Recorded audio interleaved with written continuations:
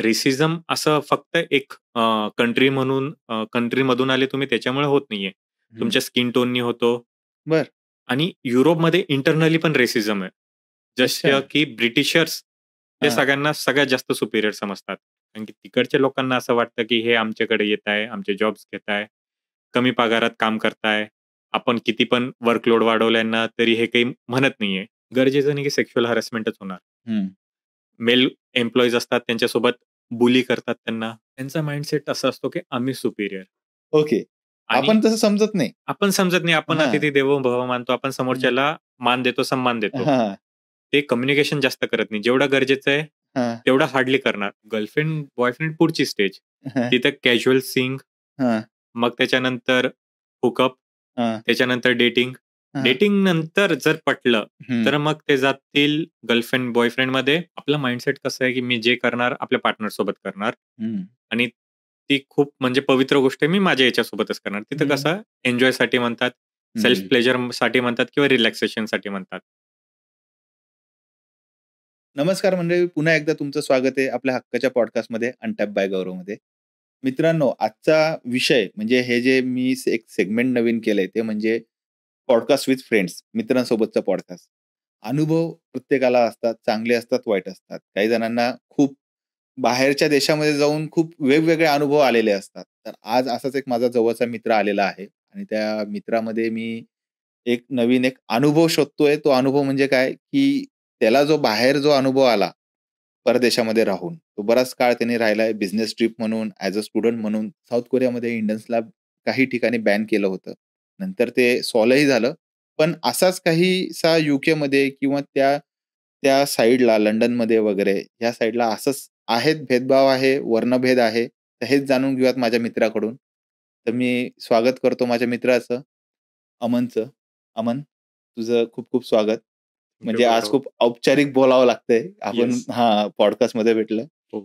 तर हाच जो विषय मी तुला आता सांगितला, की बाहेरच्या देशांमध्ये आपण जेव्हा पहिल्यांदा जातो. हं, हं. ओके. तर आपण एक एक इमॅजिन करून गेलेलो असतो. एक कल्पना करून गेलेलो असतो, राइट, की आपण तिथे गेल्यावर असं करू, असं असेल, तसं असेल, राइट. एवढं चांगलं असेल, एवढं वाईट असेल. हो, म्हणजे वाईट तर कोणी कल्पना करत नाही सहसा, पण चांगलंच इमॅजिन करून गेलेलो असतो आणि एक बरोबर. डोक्यातला माइंडसेट करून गेलेला असतो. राइट. ओके. तर असं तुझा मला वैयक्तिक अनुभव सांग ना, की बाबा तू असं इमॅजिन करून तिथे गेला होता, की हे असं असेल आणि पण ते ॲक्चुअली तसं निघालं नाही. सुरुवात आपण करू, जिथून आपण फर्स्ट ऑफ ऑल आपण फ्लाइट पकडून एअरपोर्टला पोहोचलो. बरं. आपण एअरपोर्टवर गेलो. हां. लँग्वेज बॅरियर्स येणार. आपण लँग्वेज बॅरियर्स एक्स्पेक्ट केले नव्हते. म्हणजे कसं इंग्लिश तर सगळीकडे चालतं. इंग्लिश सगळ्यांना येते. हां. इंग्लिशमध्ये पण एवढे व्हेरिएशन्स असतात. त्यांचे ॲक्सेंट एवढे डिफरंट असतात, बरं. की किती एक्सपर्ट लेव्हलचा माणूस हां, इंग्लिश बोलत असणार. हां, पण ते अशा काही ॲक्सेंटमध्ये बोलणार, हां. की तुम्हाला कळणारच नाही ते काय म्हटलंय. बरं. तर नवीन देशात आपण जातो. सगळ्यात आधी आपण ज्या हॉटेलमध्ये राहतो हं, किंवा आपले नातेवाईक राहतात किंवा कोणी स्टुडंट्स जर गेले असतील ते युनिव्हर्सिटीमध्ये जातात. हं, ते युनिव्हर्सिटीचा ॲड्रेस विचारतील. हं. विचारतील. ते पण कम्युनिकेट इंग्लिशमध्येच करताय आणि रिस्पॉन्स त्यांचा पण इंग्लिशमध्येच येणार. बरं. पण आपण कधी एक्स्पेक्ट केलंच नाही, की हे कोणत्या लँग्वेजमध्ये बोलताय. आपण अच्छा. 1 सेकंडसाठी एका क्षणासाठी एवढं गोंधळून जातो, की हे काय बोलले? बरं. मे बी असं असू शकतं, की ते खूप जास्त फास्ट बोलले असतील किंवा त्यांची व्होकॅब्युलरी एवढी वास्ट असेल, हं. की एवढ्या वर्षी इंडियामध्ये काही शब्द आपल्या कानावर पडले नसतील किंवा त्यांच्या बोलण्याची पद्धत वेगळी असेल. तर एक्स्पेक्टेशन्सपेक्षा काही-काही सरप्राइजेस जास्त असतात. बरं. मग त्याच्यासाठी पण रेडी राहावं लागतं आणि थोडं होईल, अडचण येईल, पण हां. सगळी गोष्ट व्यवस्थित होतील. अच्छा. म्हणजे त्यांचा ॲक्सेंट वगैरे आपल्याला काही ना काही हो, शिकून जायला हो. गरजेचंच आहे. ॲक्सेंट तुम्ही शिकू नाही शकत आणि हां, जर तुम्ही युरोपमध्ये चालले, हां. तर गरजेचं नाही तुम्ही ब्रिटिशर्ससोबतच बोलणार. जर हं. तुम्ही आयरिश लोकांसोबत बोलणार, त्यांचा ॲक्सेंट बोलणार सगळे इंग्लिशच. हां. Polish, Romanian, Irish, French. हं, फ्रेंच लोकं थोडं आहे त्यांचं हं, स्टेबल म्हणजे ते स्लो बोलतात. त्याच्याने हं, कळतं म्हणजे एक शिस्त कळते त्यांची, की स्लोली बोलतात. हं. पण तेच जर तुम्ही आयरिश लोकांसोबत बोलणार, तर ते एवढं लवकर बोलणार, की तुम्हाला हां. लक्षात नाही येणार, की ते काय बोलून गेले. तुम्हाला जे वेळ लागतो समजायला गोष्टी, हं. ते आपण प्रोसेस नाही करू शकत एवढं लवकर, थोडं फास्ट होऊन जातं. तर ॲक्सेंट रिजन वाईज चेंज होतात. इंग्लिश सगळेच बोलतात. पण ते एक्सपेक्ट कोणी नाही करू शकत. हं. आता जो विषय घेतलात आपण, मी थोड्या वेळापूर्वी बोललो, की साऊथ कोरियाला हे सर्व गोष्टी झाले. होत आहेत हो. किंवा काही कॅफेच्या बाहेर, हॉटेल्सच्या बाहेर लागलं. Right, okay. वर्णभेद होतो किंवा भेदभाव होतो. राइट. ओके. इंग्लिशमध्ये काय शब्द आहे त्याला? रेसिझम. रेसिझम. राइट. ओके. खूप फेमस शब्द आहे. हो. वर्ल्ड हां. वाईड तेच चालू असतं. पण हा असा प्रकारचा भेदभावाचा तुला अनुभव आलाय कधी? भेदभाव होतात. भेदभाव सगळीकडे होतो. हं, जर तुम्ही ॲज अ टुरिस्ट चालले, तर तुमच्यासोबत 20-30 20-30% भेदभाव होणार. हं, तुम्ही स्टुडंट आहात, तर तुमच्यावर त्यांना दया येते, तर ती भेदभाव होणार पण 50% हं. आणि जर तुम्ही ॲज अ कॉर्पोरेट किंवा व्हाईट कॉलर जॉब किंवा ब्लू कॉलर जॉबमध्ये असणार, मग समजून घ्या तुमची वाट लागली कारण की 70 ते 80% भेदभाव होतात. कारण की तिकडच्या लोकांना असं वाटतं की हे आमच्याकडे येत आहे, आमचे जॉब्स घेत आहे, कमी पगारात काम करताय. आपण किती पण वर्कलोड वाढवल्यांना तरी हे काही म्हणत नाहीये. आपली मजबुरी असते. आपण प्रत्येक अ, वेगळ्या-वेगळ्या क्लासमधून मिडल क्लास, प्रत्येक सेगमेंटमधून वेगळे-वेगळे व्यक्ती जातो. आपली हं, मॉरल रिस्पॉन्सिबिलिटी वेगळी असते. हं, तर आपण घरच्यांकडे बघून स्वतःची परिस्थिती चांगली व्हावी, ह्याच्याकडे बघून आपण तो रेसिझम सहन करून घेतो. हं. आता तू जे म्हटला 2 शब्द वापरले, ब्लू कॉलर जॉब येस, आणि व्हाईट कॉलर जॉब. येस. म्हणजे हे काय असतं? हा तिकडे काही ते अशा कॅटेगरीज आहे का? येस, जॉब्सचे प्रकार असतात. हां. व्हाईट कॉलर जॉब्स म्हणजे जे कॉर्पोरेटमध्ये आहे, जिथे हं, rules end regulations, moral ethic code वगैरे फॉलो होतात. कॉर्पोरेट जॉबसारखे असतात ते. हं, म्हणजे त्याला रेग्युलेट करत असतात हं, मोस्टली आणि हं, ब्लू कॉलर जॉब्स म्हणजे ज्यांना कोणी रेग्युलेट नाही करत. हं. ब्लू कॉलर जॉब्समध्ये खूप सारे जॉब्स येऊ शकतात. जसं तिथं हॉटेलमध्ये शेफ्स झाले, बरं. कुक्स झाले, हां. ड्रायव्हर्स झाले, मेड हं, झाले, हं. क्लीनर्स झाले, हेल्पर्स झाले. अशा खूप साऱ्या गोष्टी ज्यांना रेग्युलेट नाही करू शकत, तुम्ही कंप्लेंट नाही करू शकत, तुमच्यावर रेसिझम झालं, तुमच्यावर अत्याचार झाला, तुम्ही काही करू नाही शकत, ॲक्शन घेऊ नाही शकत. हं, फॉर एक्झाम्पल इंडियन स्टुडंट जर अब्रॉड जातो, हं. व्हिसामध्ये प्रकार असतो, वर्क परमिट असतो पर वीक किती वर्क करू शकतो. बरोबर आहे. तर आत्ता खर्च खूप असतो अब्रॉडमध्ये आणि तो इंडियामधून घरच्यांकडून पैसा मागू नाही शकत. हां, मिडल क्लास फॅमिली आहे मिडल ते क्लास फॅमिली. फॅमिलीकडे पैसा नसतो. मिडल क्लास हां. फॅमिली हार्डली लोन अफोर्ड करू शकते. हं, ते पण स्टुडंट लोन काढून जातात. हं, घरं मॉर्गेज होतात त्यांचे. त्यांच्यावर एवढा बर्डन असतो. हं. मग तो बर्डनला लक्षात ठेवतात. त्यांचं जे व्हिसावर वर्क परमिट असतो, तेवढा वर्क परमिटचा जॉबने त्यांना खूप कमी पे भेटतं. अच्छा. तर तो जो वर्क परमिट आहे, त्याच्या व्यतिरिक्त त्यांना जे जॉब करायचं आहे, ते हं. ब्लू कॉलर जॉबमध्ये जातील. मग ते कुठं क्लीनिंगचे जॉब करतील. मग ते कुठं काही पण जॉब असू शकतात. डिलिव्हरीचे जॉब असू शकतात, जे रेग्युलेटेड नाहीये. अच्छा, अच्छा. ते सगळे जॉब्स जे वेल रेग्युलेटेड नसतात आणि ते सगळे ब्लू कॉलरमध्ये येतात. त्यांना ओके. एका जॉबनी जमत नाही. त्यांना वेगळ्या-वेगळ्या शिफ्टमध्ये कामं करणं गरजेचंच असतं. अच्छा. स्वतःचे खर्चे, रेंट वगैरे, हं, घरी पण पैसा द्यायचा असतो, लोन फेडायचा असतो. खूप हं. सारे मॉरल रिस्पॉन्सिबिलिटीज असतात. खरंच आहे, खरंच आहे. आता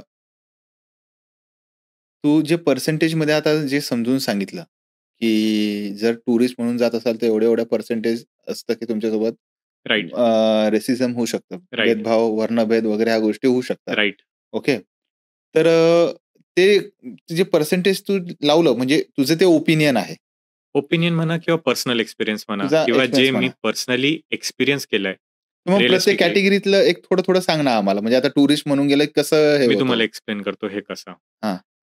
मी त्या लोकांसोबत राहिलो आणि त्या हं, लोकांचे मी माइंडसेट काय आहे, त्यांचे हं, विचार कसे हं, किंवा ते लोकं आपल्याबद्दल काय विचार करतात, हे कसं समजून घ्यायचं मी ते प्रयत्न केला. हं, कारण की मी तिथं ॲज अ स्टुडंट शॉर्ट ड्युरेशनच्या कोर्ससाठी राहिलो. मग तिथं मी जॉब बघण्यासाठी पण ट्राय केलं. हं. मग तिथे ॲज अ बिझनेस काही रन करू शकतो का मी ते पण बघितलं. पण हे सगळ्या अप्रोचेसमध्ये मी लोकांचा बिहेवियर ऑब्झर्व्ह करत होतो. बरं. तर जसं स्टुडंट जे टुरिस्ट असतात त्यांच्यासोबत खूप कमी भेदभाव होतो. का? कारण ते सगळ्यात कमी ड्युरेशनसाठी तिथे राहतात. आणि इकॉनॉमिक्सला त्यांच्या त्यांची इकॉनॉमिक्सला इकॉनॉमीला बेनिफिट होतो. ते खूप हां, जास्त स्पेंड करतात. बरोबर आहे. आता हे सगळ्यांना माहिती आहे, हे जास्त दिवस इथे राहणार नाही. आपल्याला राहणार त्यांना नाही. टॉलरेट करायची गरज नाही. हां. तर मग ते लोकं थोडं ॲडजस्ट करून घेतात किंवा त्यांच्या कंट्रीच्या इमेजला जपण्यासाठी हं. थोडं चांगलं फेक स्माईल देतात किंवा फेक एक्सप्रेशन्स, इमोशन्स वगैरे देऊन टॉलरेट करतात आपल्याला. बरं. इंडियन्सलाच नाही, कोणते पण वेगळ्या देशातले जर कोणी येणार, हं. तर आपल्याला तिकडचा कल्चर माहीत नसतो, तिकडचे रूल्स अँड रेग्युलेशन्स माहीत नसतात. हं, तर आपण थोडं ॲडजस्ट व्हायला आपल्याला वेळ लागतो. हं, फॉर एक्झाम्पल टुरिस्ट जातो 10-15 दिवसासाठी. तो जेवढ्यात ॲडजस्ट करणार तेवढ्यात तो निघून जाणार तिथून. हं, तो ड्रायव्हिंग असो, चालताना असो, स्ट्रीट वॉकिंग असो, हं. आपल्याकडे रस्त्यावर चालता रस्त्याच्या बाजूला चालतं. तिथं रूल्स खूप स्ट्रिक्टली फॉलो करावे लागतात. बरं. आपण ट्रॅश इकडे-तिकडे गार्बेज किंवा जे कचरा असतो ते इकडे-तिकडे फेकू नाही शकत. हं. इंडियन्सला खूप अ, गोष्टी समजून घ्यायला वेळ लागतो. अच्छा. तर टुरिस्ट लोकांना हे अनुभवायची गरज नाही. ते ॲडजस्ट करून हां. घेतात आणि त्यांना लक्षात येतो की हे टुरिस्ट आहे. हं, हं. कारण की टुरिस्ट खूप जास्त फंकी, फॅन्सी दिसून येतं.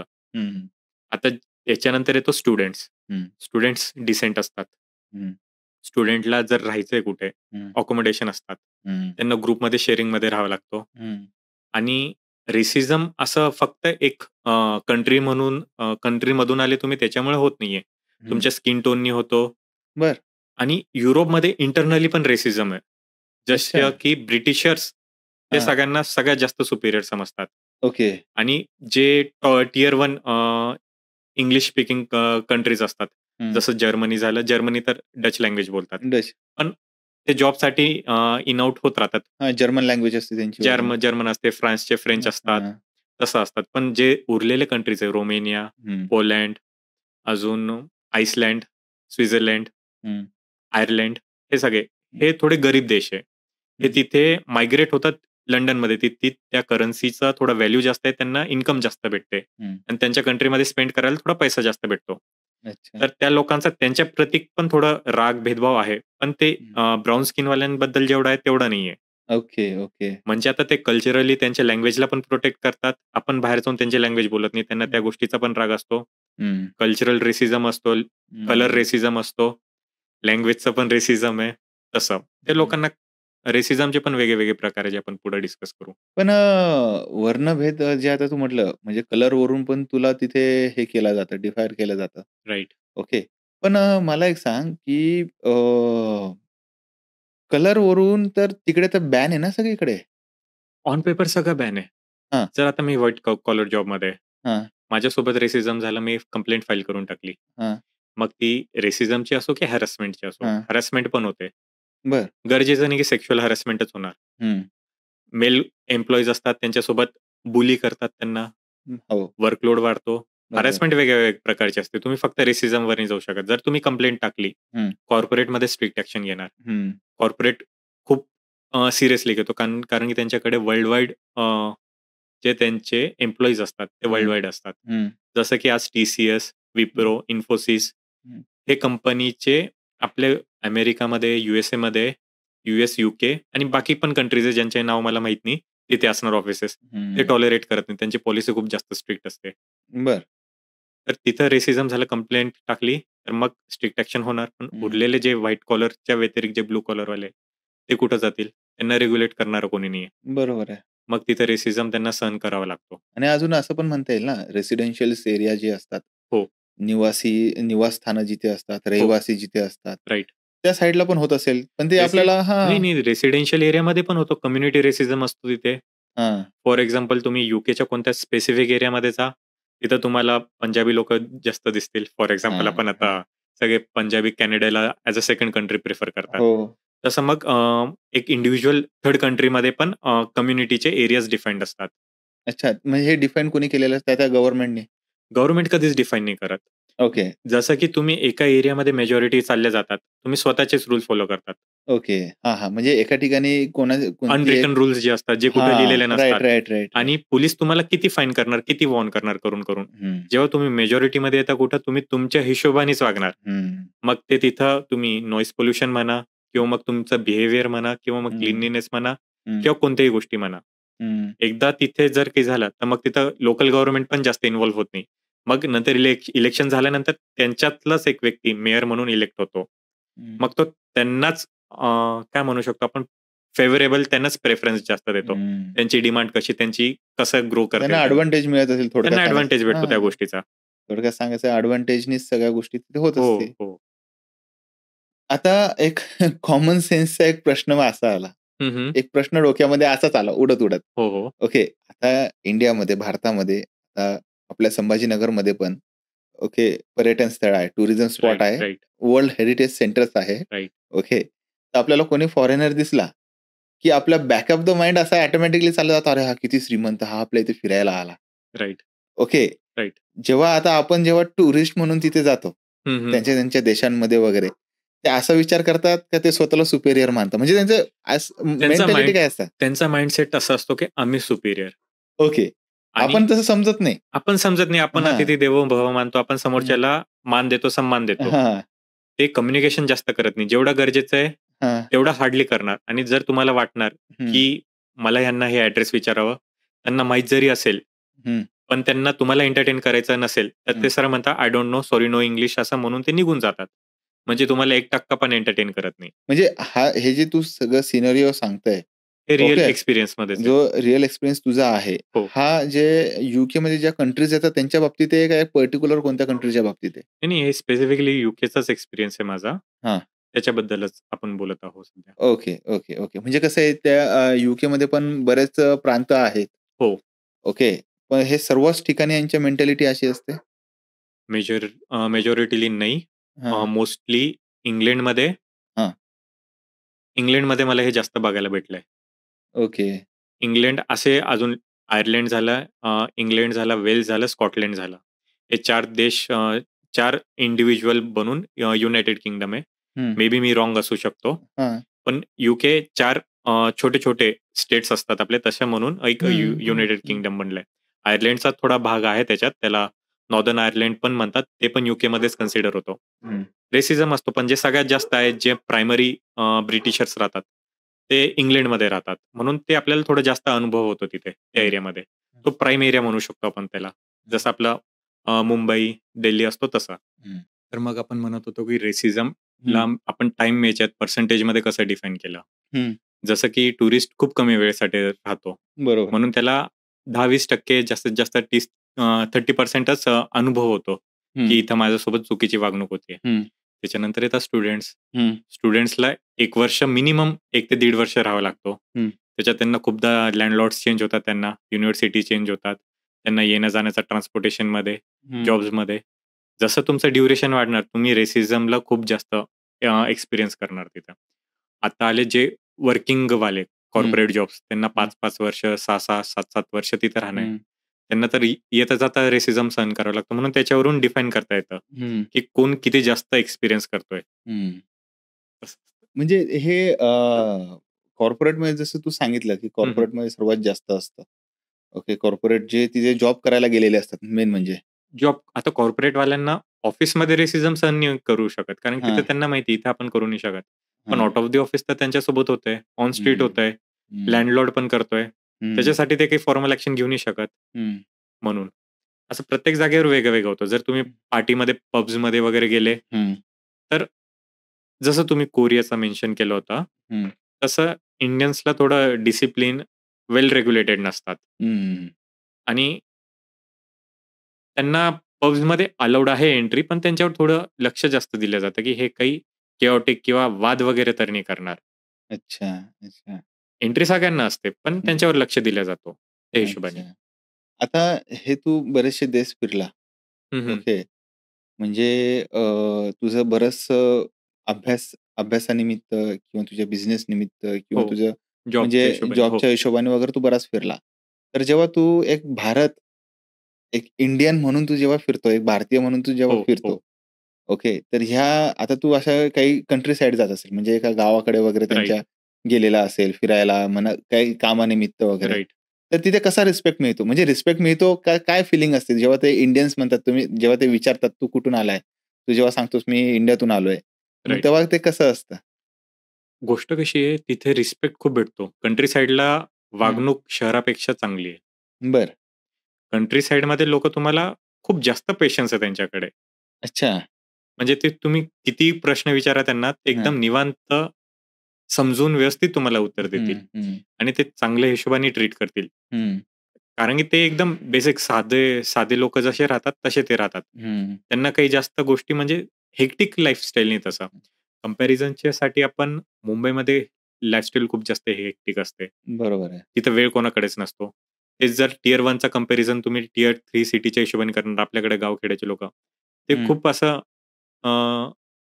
ग्रॅटिट्यूड असतो त्यांच्यामध्ये, हं, निर्मळ असतात, हं, सॉफ्ट स्पीकिंग असतात. हं, त्यांच्याकडे वेळ असतो समजवायला गोष्टी, की हं, "नाही बाळा हे अशी नको करू, तसं कर." हं, अ, त्यांच्याकडे सांगायला खूप गोष्टी असतात. पण तेच आपण जर मेन सिटीमध्ये बघितलं ना, हं, सिटीमध्ये चेंजेस दिसतात आपल्याला मेन. हं, आणि मेजॉरिटी आपली 70% जी पॉप्युलेशन आहे, हं, ती सिटीमध्ये राहते. हं, कारण त्यांना तिथे युनिव्हर्सिटीज, कॉलेजेस, जॉबसाठी जवळ पडतं. पण हं, जसं की यूकेमध्ये राहणं थोडं हं, लिव्हिंग एक्सपेन्सेस हाय असतात. हं, तर आपण कंट्री साइडला कनेक्टिव्हिटी खूप आहे तिथे. ट्यूब्स हं, वगैरे असतात, मेट्रो असतात. कनेक्टिव्हिटी खूप आहे म्हणून आपण थोडं कंट्री साइडला पण राहू शकतो तिथे. हं. माझा असा प्रश्न तुला आहे, की जे फॅमिली स्ट्रक्चर आपल्या इथे जे आहे, ओके. आई-वडील, मुलगा, बहीण, भावंड सगळे एकत्र आपल्याला दिसतात. हो. तर तिथे असं काही दिसतं? तिथे फॅमिली स्ट्रक्चर कसं असतं बेसिकली? मला हे जाणून घ्यायचं तुझ्याकडून. तिथं लोकं खूप इंडिपेंडंट आहे. मोस्टली तिथं फॅमिली स्ट्रक्चर न्यूक्लिअर फॅमिली असतात. न्यूक्लिअर फॅमिली म्हणजे? न्यूक्लिअर फॅमिली म्हणजे जास्तीत जास्त 3च लोकं फॅमिलीमध्ये. आई-वडील आणि लेकरू. बरं. लेकरू पण एक पॉइंट नंतर त्याचं एज्युकेशन झालं. हं, वयाच्या 17व्या-18व्या वर्षी जास्तीत जास्त 20व्या वर्षी हं. तो फॅमिलीपासून वेगळा होऊन जातो. स्वतःच्या रिस्पॉन्सिबिलिटीज स्वतः निभवतो. म्हणजे हे घरातून शिकवलं जातं का कसं? तिकडे कल्चर तसं आहे. अच्छा. म्हणजे तो वयाच्या 20व्या वर्षानंतर तो स्वतःचं हे करतो. स्वतः इंडिपेंडंट होऊन जातात आणि तिथे. जर त्यांनी डिसिजन घेतला आई-वडिलांसोबत राहायचं तर? तिथे कल्चरच असं नाही की ते सोबत राहतील. अच्छा. फॅमिली डिसिजन्स वेगळे घेतील. जॉइंट फॅमिलीचं कल्चर तिथं खूप कमी आहे. अच्छा. आपल्यासारखं नाही दिसत काका, काकू, नाही, नाही, सगळे नाही. आजी, आजोबा वगैरे. एवढा एवढा मोठा नसतोच. मेन हां. सिटीमध्ये नसतो. कंट्री साइडला तुम्हाला बघायला भेटेल हे सगळं. हं. पण मेन मेन सिटीमध्ये मोस्टली न्यूक्लिअर न्यूक्लिअर फॅमिली आणि मायग्रंट्स जे असतात, युरोपियन मायग्रंट्स आपले व्हाईटवाले जे युरोपियन मायग्रंट्स म्हणजे? यूकेमध्ये युरोपियन मायग्रंट्स येतात. हां, म्हणजे जे बाजूच्या देशांमधले जे हो, असतात युरोप हो. याच्यामध्ये. फॉर हां, एक्झाम्पल आता इटलीमधून जर फॅमिली चालली आहे हां, 3 लोकांची, हां. तर हसबँड वाईफ एक सोबत राहणार हं, आणि त्यांचा लेकरू सेम सिटीमध्ये राहून, हं, सेम लोकॅलिटीमध्ये राहून हं, वेगळे राहणार. हं, तिथे कल्चरल डिफरन्स एवढा आहे, की आपण ओपन माइंडेड एवढे नाहीयेत ते जितके ओपन माइंडेड आहे. आपण थोडं क्लोज्ड माइंडेड आहे. हं. आपण लाजतो थोडं बोलायला स्ट्रेंजरसोबत, हां, मुलींसोबत, हां, कोणासोबत.